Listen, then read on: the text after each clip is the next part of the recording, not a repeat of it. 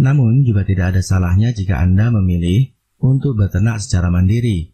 Jadi Andalah yang lebih dominan dalam menjalankan usaha ternak tersebut, sementara pihak lain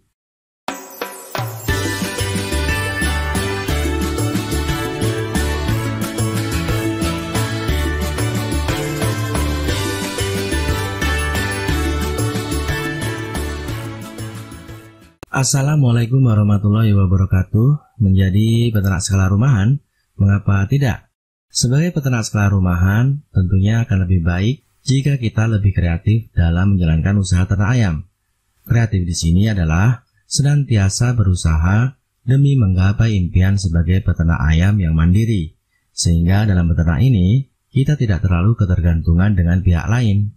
Contoh ketergantungan seorang peternak pada pihak lain umumnya meliputi beberapa hal, antara lain pengadaan bibit ayam atau DOC, pakan, serta vitamin dan obat-obatan. Jika dalam beternak ayam Anda memang bergantung pada pihak lain, itu sah-sah saja. Ada juga kok rekan kami yang dari awal beternak ayam sampai saat ini DOC-nya beli, pakannya beli, obat-obatannya beli, bahkan sampai ke penjualan pun dia serahkan kepada rekanan. Cara tersebut dilakukannya selama bertahun-tahun, dan kelihatannya dia tetap nyaman-nyaman saja. Tapi yang pasti rekan kami tersebut punya hitung-hitungan yang matang dan manajemen yang bagus, sehingga dia tidak sampai merugi. Namun juga tidak ada salahnya jika Anda memilih untuk beternak secara mandiri. Jadi Andalah yang lebih dominan dalam menjalankan usaha ternak tersebut, sementara pihak lain hanya dibutuhkan sewaktu-waktu saja. Memang untuk menjadi seorang peternak mandiri dibutuhkan kemauan, tekad, dan juga keuletan. Sebab untuk di awal biasanya akan sangat merepotkan karena harus menyiapkan ini dan itu. Jadi tentunya perlu kegigihan, kesabaran, dan juga dilakukan secara berkelanjutan. Sebagai contoh, misalkan Anda ingin mandiri dalam pengadaan DOC. Tentu hal pertama yang perlu Anda siapkan adalah indukannya. Untuk indukan ini bisa Anda mulai dengan sepasang jago dan betina, atau bisa juga jagonya 1, indukannya 2, 3, 4, 5, dan seterusnya. Tergantung dari kekuatan dana dan juga tempat yang Anda miliki. Yang penting perlu Anda ingat, untuk 1 ekor jago atau pacak, sebaiknya betinanya tidak lebih dari 10 ekor. Jadi jangan sampai kelebihan ya, kan kasihan paceknya. Bisa gempor dia. Kebetulan kami saat ini pun sedang mengembangkan indukan ini ya. Kemarin sempat beli 1 ekor jago dan 5 ekor betina. Dan alhamdulillah sebagian dari babon yang kami miliki sekarang sudah pada nelor.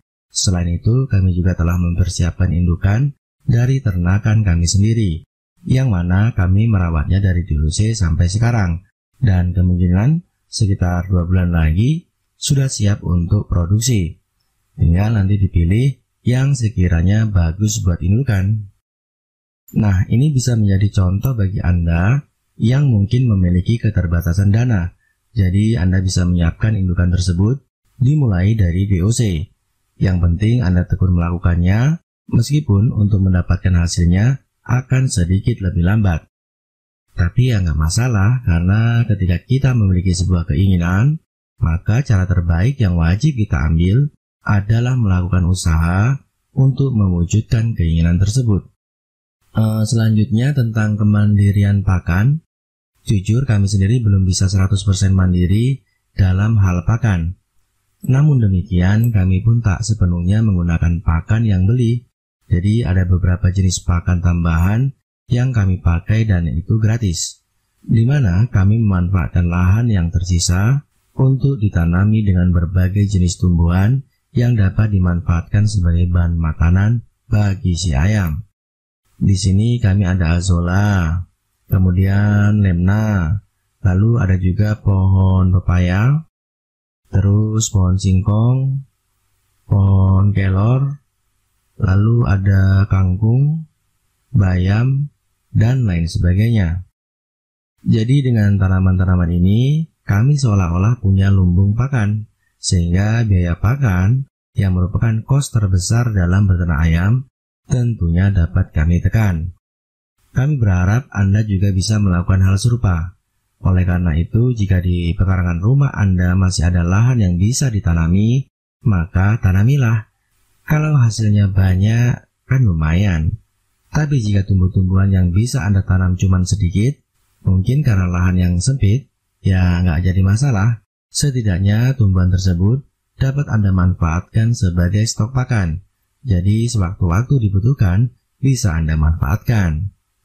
Ya, kita ambil contoh seperti kondisi yang terjadi saat ini, di mana wabah corona telah menjadi momok yang begitu menakutkan, dan imbasnya bisa dirasakan oleh banyak pihak, termasuk juga diantaranya peternak ayam. Seperti yang kami alami beberapa waktu lalu, di saat stok pakan mulai menipis, kami coba beli ke kios langganan. Ternyata sampai di sana stoknya kosong. Kemudian kami pun coba berkeliling ke kios-kios lainnya. Ternyata banyak yang tutup, dan kalaupun buka, stok kur yang biasa kami pakai juga habis.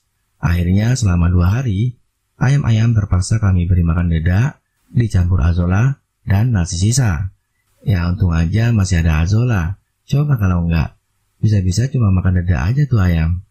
Nah, itulah untungnya kita memiliki lumbung pakan sendiri. Selain bisa menghemat biaya, juga sangat bermanfaat ketika stok pakan pabrikan kita kosong. Untuk lumbung pakan ini sebetulnya tidak harus melulu dari tumbuhan saja ya. Anda bisa juga membudidayakan binatang-binatang yang bagus untuk pakan ayam, seperti maggot, ikan, belut, dan lain sebagainya. Oke, terakhir kita akan coba bahas tentang kemandirian dari segi vitamin dan obat-obatan ayam. Untuk penggunaan vitamin dan obat-obatan ini, sebetulnya bisa kita minimalisir dengan memanfaatkan bahan alami atau ramuan herbal. Dan kebetulan beberapa di antaranya sudah pernah kami bahas ya, baik itu tentang manfaat, juga cara penerapannya pada ayam. Jadi untuk lebih jelasnya, silahkan Anda tonton video-video kami sebelumnya. Lanjut, untuk bahan-bahan herbal ini, kami di Arido Farm juga melakukan penanaman ya. Kebetulan di pekarangan belakang masih ada sedikit lahan untuk nanam-nanam. Jadi ya daripada mubazir, kami tanamin aja. Di sini ada jahe, kunyit, temulawak, serai, dan lain sebagainya. Meskipun bahan-bahan herbal ini kalau kita beli di pasar atau di warung itu harganya relatif murah, tapi setidaknya kalau kita punya sendiri kan lebih enak. Jadi sewaktu-waktu dibutuhkan, kita bisa langsung mengambilnya. Tentunya sangat disayangkan ya, jika kita sebagai peternak kecil dan masih memiliki sedikit lahan, tapi kok nggak mau dimanfaatkan. Padahal kalau kita mau, sebetulnya nanam jahe, kunyit, dan sebagainya itu gampang banget.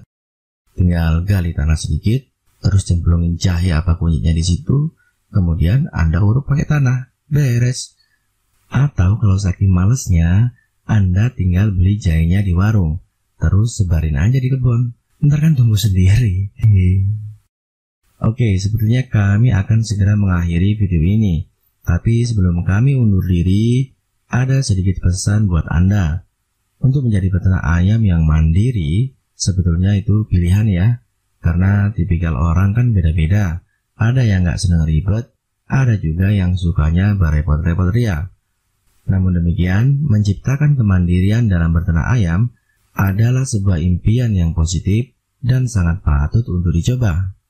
Terkait hal tersebut, kami jadi teringat kalimat yang pernah diucapkan Presiden pertama kita, Insinyur Soekarno, yakni, gantungkan cita-citamu setinggi langit, bermimpilah setinggi langit, jika engkau jatuh, engkau akan jatuh di antara bintang-bintang. Tapi yang pasti, jika Anda ingin mewujudkan kemandirian dalam berternak ayam, tentunya ada harga yang harus Anda bayar. Baik itu berupa tenaga, waktu, pikiran, dan juga biaya. Sudah siapkah Anda?